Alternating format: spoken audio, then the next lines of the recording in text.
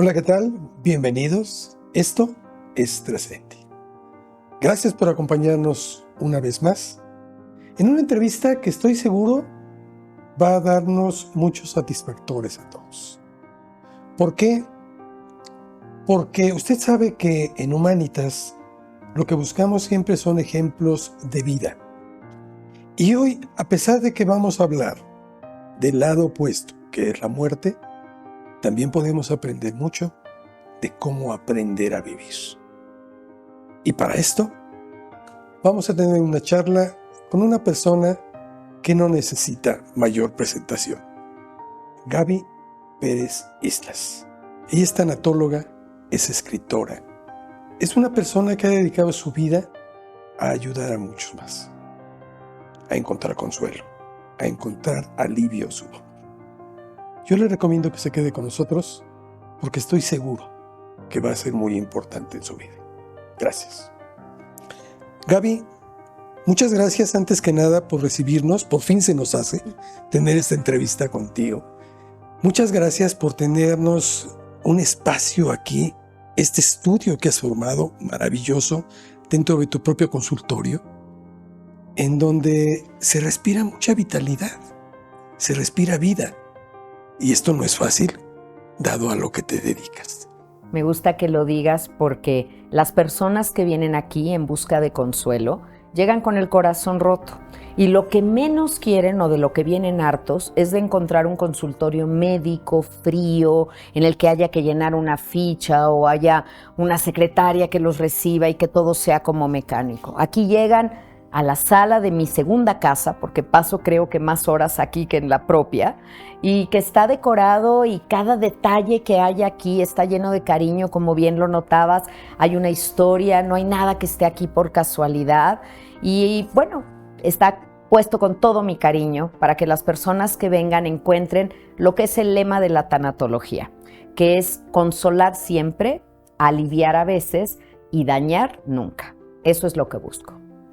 Aquí en Trascendi, que pertenecemos a la Universidad Humanitas, en este canal de YouTube, la intención, como lo decía hace un momento en la presentación, es mostrar el ejemplo de seres que le han dado algo a otros para tener una vida en un sentido mucho más positivo. Y creo que tú lo cumples. A mí me llama mucho la atención. Tengo entendido que la tanatología, que además es una profesión relativamente reciente, 60 años a nivel mundial, pero está empezando, está en sus inicios, está incubando. Tú tuviste otra profesión, estudiaste otra cosa. ¿Por qué te dedicas a la tanatología? ¿Qué te pasó? ¿Qué te pasó en el camino? En efecto, Carlos, yo soy licenciada en letras, estudié literatura latinoamericana porque tengo dos pasiones, las letras y las personas. Entonces, yo empecé a estudiar esto, hice una especialidad en literatura infantil y me dediqué mucho a cómo enseñarle a leer a los niños con síndrome de Down. Entonces me acerqué por ese camino a la pérdida, porque yo veía a los padres que habían esperado tener este hijo que todos queremos, el hijo típico, que ya estamos planeando a qué universidad va a ir antes de que siquiera vaya al kinder, y luego se dan cuenta que el hijo que tuvieron, que no es malo y no está mal, pero nunca va a ir a esa universidad, o a lo mejor nunca va a ser independiente. Entonces había pérdida, empecé a relacionarme con la pérdida. Cuando ya empiezo a aplicarlo, estoy trabajando en un colegio, un centro de estimulación temprana, donde a la dueña le gusta muchísimo mi manera de pensar, mi visión, y me ofrece ser socias. Me dice, asociémonos para poner más animación a la lectura en el colegio y todo. Eso fue un jueves, habrá sido, y el lunes nos cita junta a todos, yo pensando que era para dar el anuncio de que yo me integraba como socia, y nos avisa que va a cerrar. Y yo me quedé, ¿qué pasó? Y cuando ya da el aviso que va a cerrar, nos quedamos ella y yo y le digo, ¿qué pasó? Y me dijo, es que el sábado intenté suicidarme. Carlos, a mí se me cuatrapeó la vida en ese momento porque dije, una chica joven, exitosa, preparada, brillante, con un marido que yo ya la había visto convivir y que se querían mucho, 2 hijos pequeños, realizando el sueño de su vida con una escuela. ¿Qué pasa en el cerebro, en la mente, en el corazón humano que decide que ya no quiere seguir y quiere abandonarlo todo? Y fue ese momento en el que yo dije, yo necesito entender qué pasa. Y me metí a estudiar a nivel de maestría tanatología. Y a partir de ahí, y puede sonar un poquito romántico, pero creo que desde el primer día de clase, que lo recuerdo muy bien, yo dije, de aquí soy. Esto es lo mío. Pero fíjate que esto es muy importante porque todo mundo, cuando empezamos a crecer, soñamos con una vida muy bonita, una familia, ser exitosos, etc. Pero no, en realidad estamos más lejos de la vida misma porque no estamos preparados para los golpes que también van a caer. La vida no es color de rosa siempre y hay que aprender a combinarlo para tener una vida llena de alegrías, ¿no? ¿Tuviste una película que se llamaba Intensamente? Una película muy buena sobre las emociones, de estas películas que las venden como para niños, pero en realidad están bien dirigidas a los adultos. Y ahí nos enseñaban que si la alegría fuera todo el tiempo alegría y euforia y todo, sería neurótica. La alegría necesita de la tristeza para combinarse y hacer este equilibrio. Y entonces eso es la vida. Pero desgraciadamente no nos enseñan a lidiar con la tristeza y creemos que a esta vida venimos a ganar. ¿Cuánto quieres ganar? ¿Qué quieres estudiar? ¿Con quién te quieres casar? ¿Cuántos hijos quieres tener? Cuando en realidad a esta vida, decía Rosa Montero, venimos a perder. Y en la pérdida está el aprendizaje y el crecimiento. No nos gusta. Además, yo no lo inventé, no se me enojen conmigo. Pero así es. Eso es la vida. Pero de las pérdidas se aprende, porque también de ahí se crece. Y creo que eso es lo que tú enseñas. Creo que eso es lo que tú ayudas. Estamos viviendo un momento muy difícil, muy terrible en nuestro país, en donde permanentemente vemos, por ejemplo, en las noticias, a estas madres que lo ve uno y la verdad es que el corazón se te hace pequeño, que andan buscando a sus hijos y que son años tremendos, y buscan, y buscan, y buscan, y no los hallan. Esta es parte de la tanatología, de lo que tú atiendes también. ¿Cómo se puede superar esa pérdida cuando no se tiene una tumba, un espacio, unas cenizas a las cuales llorar? Mira, es uno de los duelos más complicados que pueda haber, donde no hay un cadáver, donde, como bien dices, no puedo darle sepultura, no puedo seguir todas las tradiciones que según mi religión, mis costumbres puedo llevar a cabo. Pero no se supera. Los tanatólogos nunca usamos esa palabra, Carlos, porque en realidad superar me lo imagino como aquí va tu vida, aquí va mi vida, vamos juntos, tú mueres o desapareces, la mía se detiene momentáneamente y luego lo supero y te dejo atrás. Y no es así, es nuestra vida se detiene, yo integro lo mejor de ti, lo acepto y continuamos. Hablamos más de aceptación. Porque si yo le digo a una madre que tiene que superar la desaparición o la muerte de su hijo, por supuesto que me va a decir, Gaby, no hay manera. No quiero que lo olviden. Quiero que pues entiendan que sí pasó, pero que ya pasó. Y que esa desaparición obedece más al destino de una persona que a la maldad de las personas que puedan haberla secuestrado, desaparecido o cruzado por su camino. Y cuesta mucho, mucho trabajo entender esto porque la tanatología te enseña que todos tenemos una fecha de caducidad, que no se nos ve, está en algún lugar genético de nuestra vida, pero vamos a morir el día que vamos a morir. Y no tenemos la muerte que nos merecemos, tenemos la muerte que nos tocó. Entonces te vas a encontrar personas muy buenas, extraordinarias, que tienen una muerte terrible y una agonía espantosa. Y personas muy malas, porque también las hay, que tienen una muerte muy dulce. Se quedaron dormidos y ya no amanecieron. Y desgraciadamente la sociedad, con estos dichos que luego no sabe uno si ayudan o perjudican, te dicen, tuvo la muerte de los justos, se quedó dormido. Entonces creyéramos que los justos van a tener una muerte buena y los malos van a tener una muerte mala. Y no es así. es circunstancial. Pero cuando uno aprende que en el momento que alguien murió, era su momento de partir, y que ahí donde no estábamos nosotros, probablemente estaba la vida o Dios, en mi caso porque soy una persona de mucha fe, estaba ahí donde yo no podía estar para cuidarlo. Cuando le dices adiós a alguien, justo estás diciendo eso, a Dios.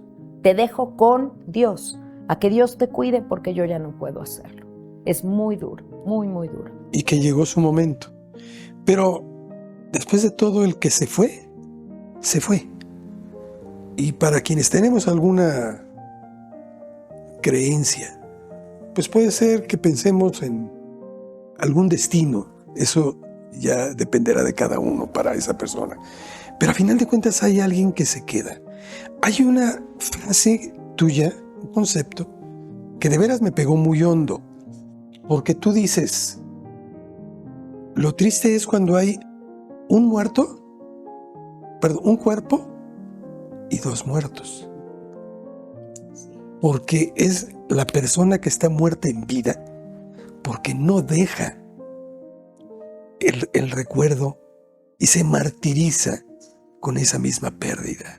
¿Eso cómo se puede superar, Gaby? Mira, yo creo que Santa Teresa decía, no te mueras con tus muertos, vive por ellos, porque en morirte no hay ningún mérito, pero en vivir sí.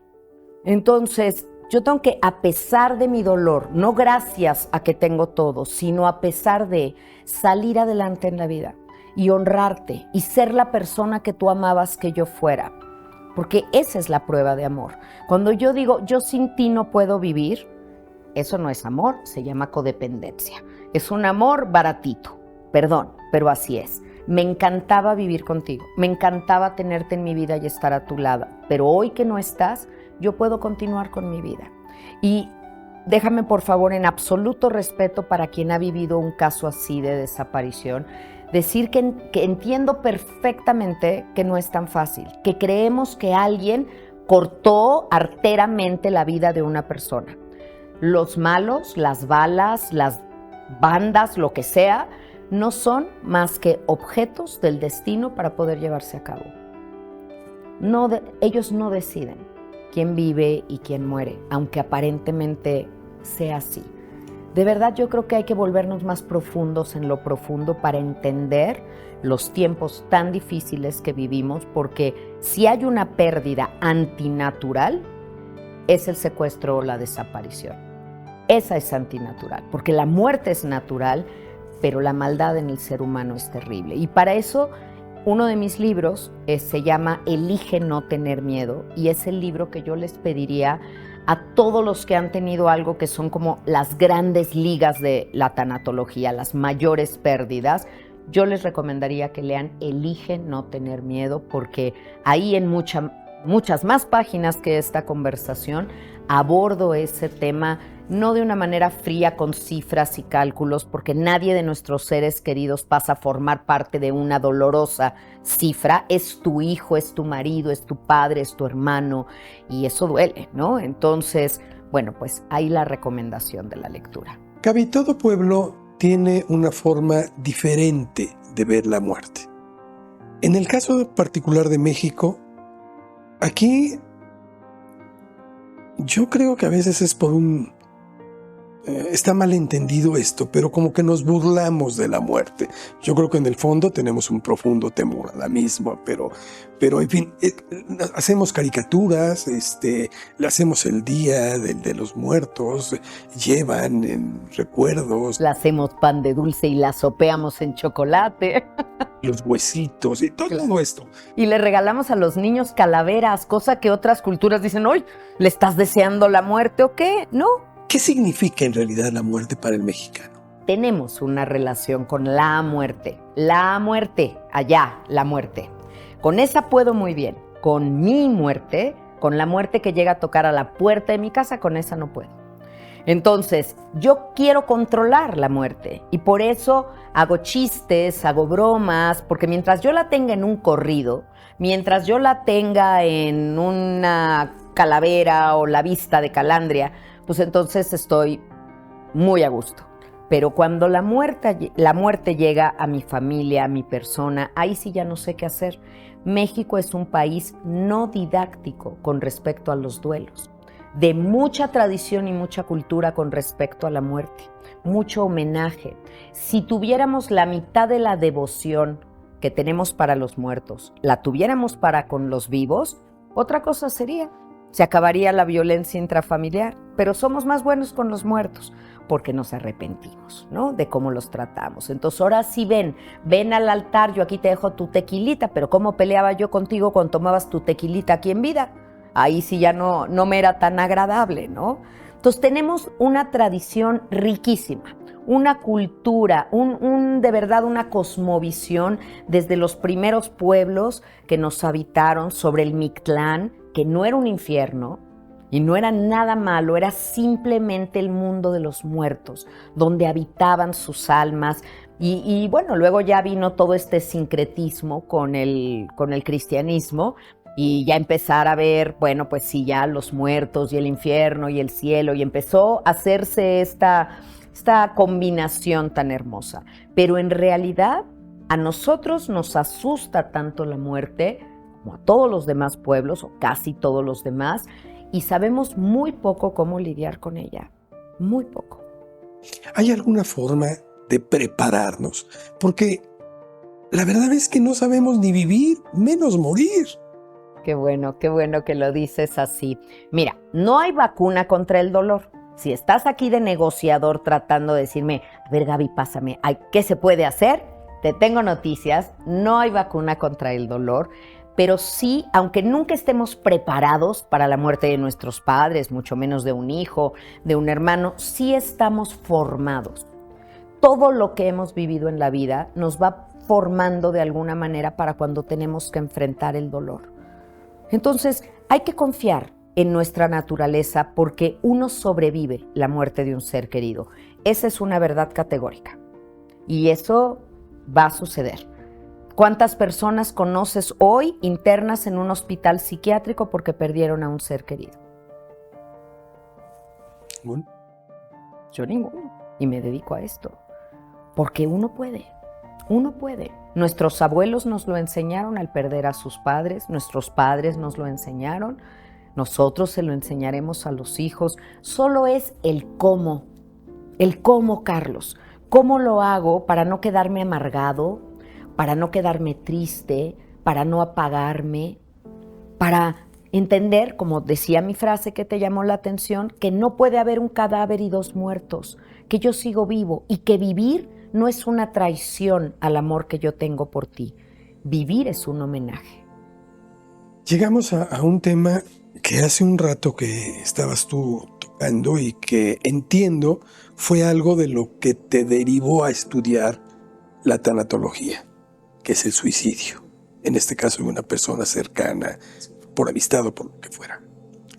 Es un hecho que esta sociedad, con estos vorágines cambios que tiene, pues cada vez mayores personas, al no encontrar solución a su existencia, optan por quitarse la vida o por lo menos intentar quitársela. Yo creo que casos tenemos cercanos, todos.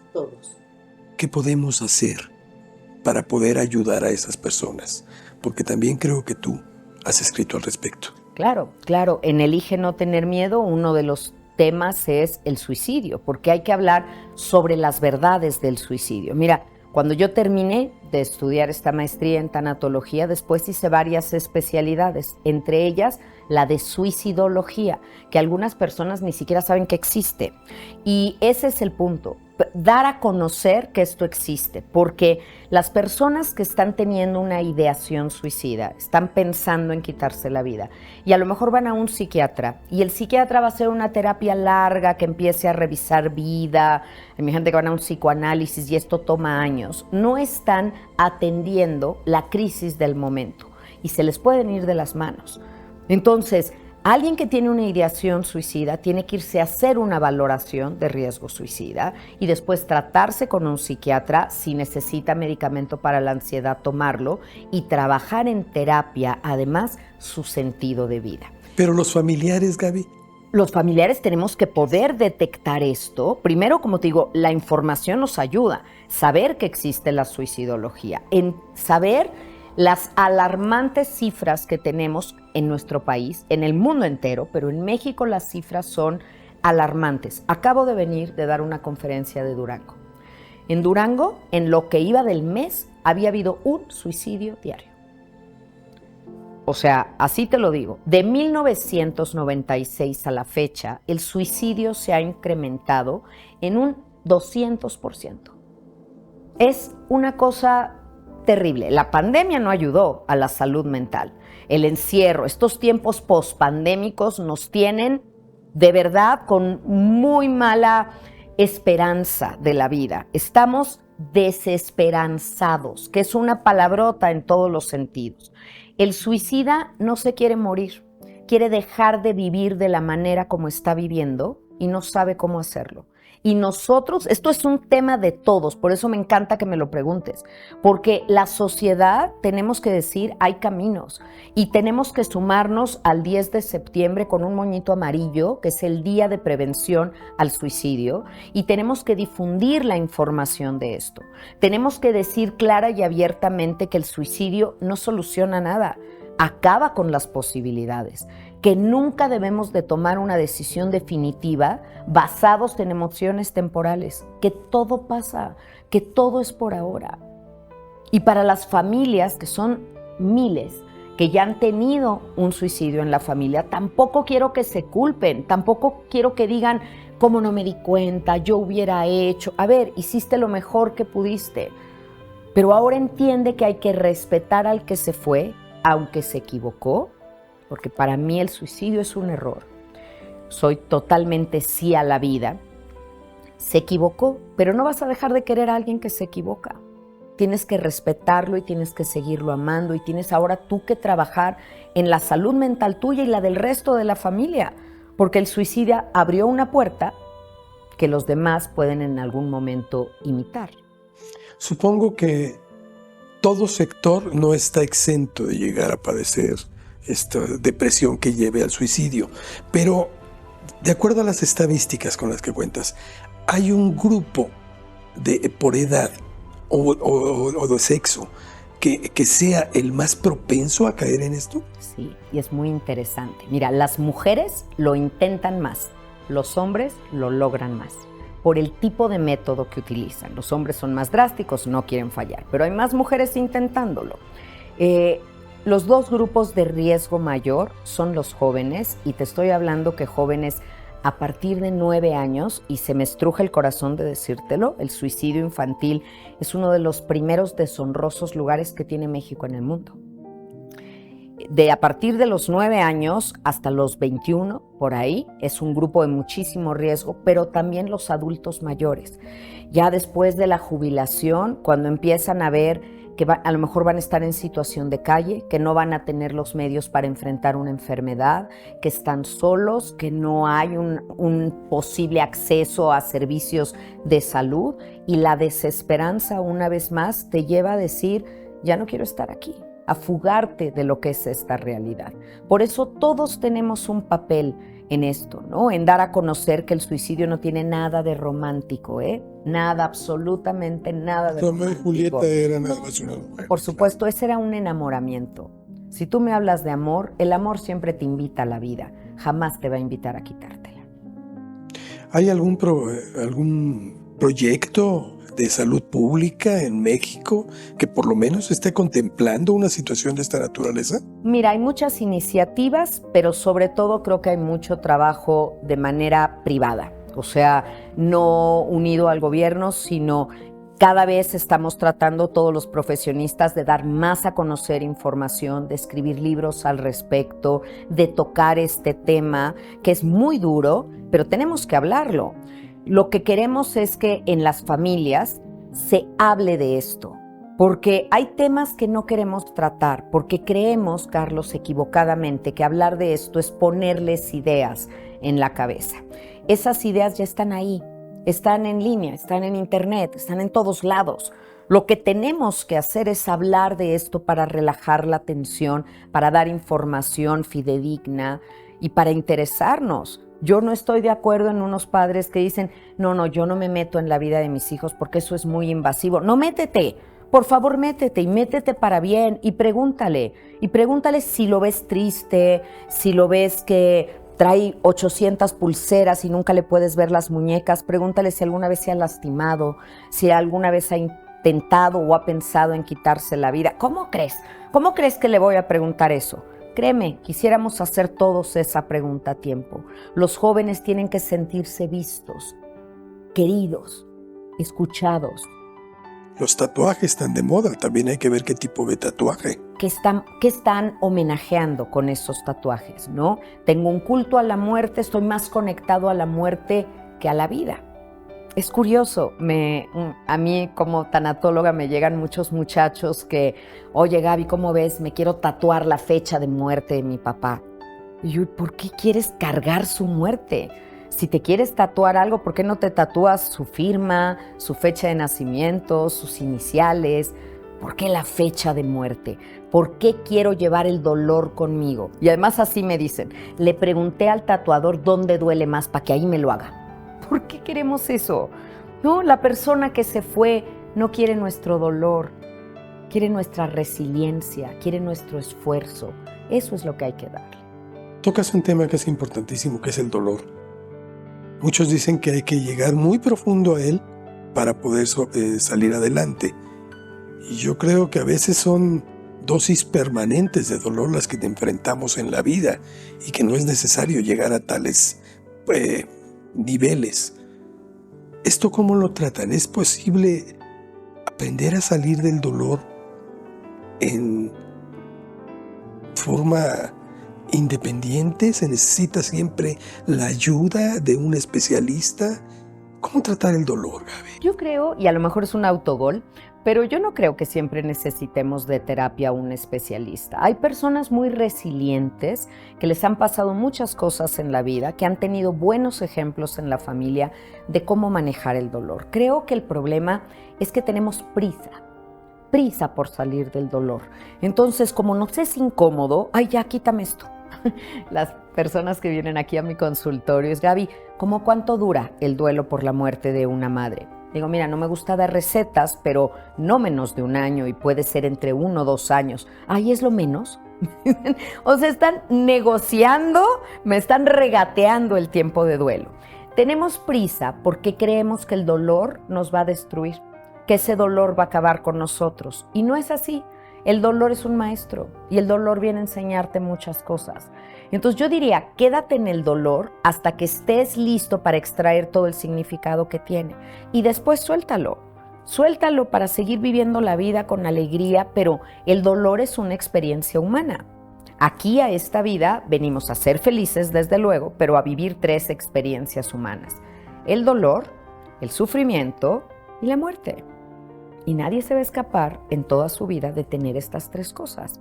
El dolor en una enfermedad, el dolor físico, el sufrimiento emocional de la pérdida, y todos vamos a morir, ¿no? Perdón por el spoiler alert. Si alguien no lo sabía o no lo tenía claro. Acabas de descubrir y se va a morir. Es que pareciera que vivimos como si no lo creyéramos, Carlos. Lo hemos arrebatado, ¿no? Nada más. Claro. Que pareciera que no lo entendemos, lo decimos de dientes para afuera, todos vamos para allá, nada más se nos adelantó en el camino, pero si de verdad lo entendiéramos, viviríamos diferente. ¿No será que es porque le tenemos un amor muy profundo a lo que conocemos y tenemos miedo a lo desconocido? No creo, porque mira, Australia es desconocido para mí y no le tengo miedo, le tengo ganas. O sea, lo que no conoces no necesariamente es, decía Freud, nadie puede temer a la muerte porque no la conoce, pero teme al concepto de muerte que se ha generado. Para llegar a un concepto de muerte hay 2 cosas en tanatología. Uno es el mito fundante. La primera vez que tú oíste hablar en la vida que la muerte existía, que se murió Sara García, que oíste que la vecina murió, entonces entró a jugar en tu vida un papel la muerte. Y luego es el mito fundante. La primera vez que viste un cadáver, un cuerpo sin vida. Ahí, eso no se te va a olvidar nunca y todos recordamos cuál es ese primer momento que lo vimos. Y con base en estas dos experiencias, tú vas a formar un concepto de lo que es la muerte. Para quien ha vivido experiencias, vamos a suponer que tiene una abuelita con una agonía tremenda, muy enferma y se muere, la muerte es dulce, porque la muerte vino a aliviarla de su dolor. Pero quien tiene un hijo y ese hijo tiene un tumor cerebral y muere, la muerte vino y se lo arrebató. Entonces depende cuál es mi concepto de muerte, de eso el miedo que le tengo o no. Para mí, la muerte es la graduación de la vida. La tengo en un buen concepto. Entonces, sé que para qué me peleo con ella. Si va a pasar. Ella tiene todas las de ganar y yo escojo a mis contrincantes. Pelearte con la muerte o con la vida, como se pelean algunos, pues ¿qué posibilidades tienes de ganar? Mejor hay que llevarnos bien y comprenderla y entenderla, porque la muerte es lo que nos lleva a disfrutar la vida. Si tú no supieras que se va a acabar, no le pondrías fecha a tus planes, no la valorarías, correcto. ¿Para qué escribo libros? Si yo iba a vivir para siempre, pues aquí te lo digo en persona, pero como sé que un día voy a faltar, por eso escribo mis libros, para que cuando yo no esté, las personas puedan leerme y sepan cómo pensaba yo. ¿Es bella la vida? Ay, sí. Bueno, mira, estás hablando con un Quijote o Madame Bovary o como me quieras llamar, pero si yo no creyera que la vida es bella, ¿cómo me dedico a esto? ¿Cómo contagio esperanza si yo no la tengo? Nada más que hay que entender la vida como es, porque el problema de los que dicen la vida es terrible es que no la conocen, no saben. Entonces, creen que la vida es como un juego de mesa donde si yo me aprendo todas las reglas, las cosas van a suceder así. Y muerte se escribe con M de misterio. Entonces van a pasar muchas cosas que tú no esperabas. Pero tienes que saber que lo que tú crees justo, para la vida no existe esa justicia. ¿Por qué se murió si era tan bueno? Porque no nada más se mueren los malos, también se mueren los buenos. Pero si era tan joven, no nada más se mueren los viejos. La única condición, el único requisito para morir es vivir. Tengas la edad que tengas o estés dentro del vientre de mamá. Entonces, cuando vas conociendo más sobre la vida, ya sabes más cómo jugar el juego. Pero yo creo que la experiencia del amor y del servicio hacen que esta vida sea muy hermosa. Y sí lo veo. Gaby, en Trascendi nosotros tenemos una pregunta que es recurrente a todas las personas que nos dan la oportunidad de charlar con ellos. Y es, ¿para ti qué significa el término trascender? Mira, es muy interesante. Trascender es ir más allá, dejar una huella, haber hecho la diferencia en la vida de una persona, por lo menos en la de una. Haber dejado un recuerdo bueno de ti, no en todos, desde luego, nadie lo logra, pero haber tocado vidas y tratado de ayudarlos a que fueran su mejor versión. Uno está en camino a ser su mejor versión, de verdad lo intentamos. Es un camino que a lo mejor no se termina, ¿no? Pero buscar que ayudar a otros a que lleguen a eso. Trascender, mira, te dirían muchos, es a partir de escribir un libro, plantar un árbol, tener un hijo, ¿no? Yo creo que trascender es haber dejado una imagen congruente de lo que decías y cómo vivías. Y te van a recordar por eso. Y no necesitas ser un gran filósofo. A lo mejor una abuelita puede trascender porque le demostraba su amor a la familia haciéndole una sopa de fideo deliciosa. Y cada vez que alguien huela una sopa de fideo va a recordarla. Y ella trascendió a través de su cocina y a través de cómo demostró el amor. Si amaste y los demás sintieron tu amor, si serviste y los demás se sirvieron de tu ayuda, trasciendes. Gaby, te agradezco muchísimo. De veras, a nombre de todo el equipo de Trascendi, de Universidad Humanitas, te agradecemos. Era una charla que teníamos pendiente y que desde hace mucho queríamos hacerla contigo, porque eres una persona que nos hace reflexionar sobre esta vida que no es tan difícil a veces, no es todo lo bella que uno quisiera, pero es real. Y hay que estar aplicándonos día a día, que siempre da sorpresas. Además es la que hay, ¿no? No hay otra. Es la que hay, entonces hay que aprender a disfrutarla y creo que la tanatología te enseña el lado B. Cuando alguien dice, ¿cómo puedo ser feliz si no está? Yo volteo y digo, ¿cómo no vas a ser feliz si no está? Si te demostró que la vida se acaba, disfrútala. ¿Cómo voy a comer esto si ella ya no está? ¿Cómo no lo vas a comer si ella ya no puede? Cómelo. Hay que aprender a verlo de otra manera y esa es la misión de Gaby Tanatóloga, así como me pueden encontrar en todas mis redes sociales como Gaby Tanatóloga o en mi canal de YouTube, Gaby Tanatóloga, en mi podcast Después de la Pérdida. Esta es mi visión de la vida y la muerte, es la que quiero compartir. Y gracias Carlos y gracias a todo el equipo. Habíamos pospuesto esto porque la fecha inicial me quedé sin voz. Hoy entenderás por qué. Vas a decir, ¿cómo habla esta mujer? Claro, me quedé sin voz, a veces sucede, pero gracias por la espera, la paciencia, por llevar esto a cabo. Bienvenido siempre, de verdad, muchas gracias. Te lo agradecemos de todo corazón y créeme que nos vamos muy satisfechos porque creo que aprendemos mucho. Muchas gracias, Gaby. Gracias a usted. Y espero que a usted le sea de mucha utilidad. La vida es bella. Solo hay que aprender a vivirla. Gracias. Hasta la próxima.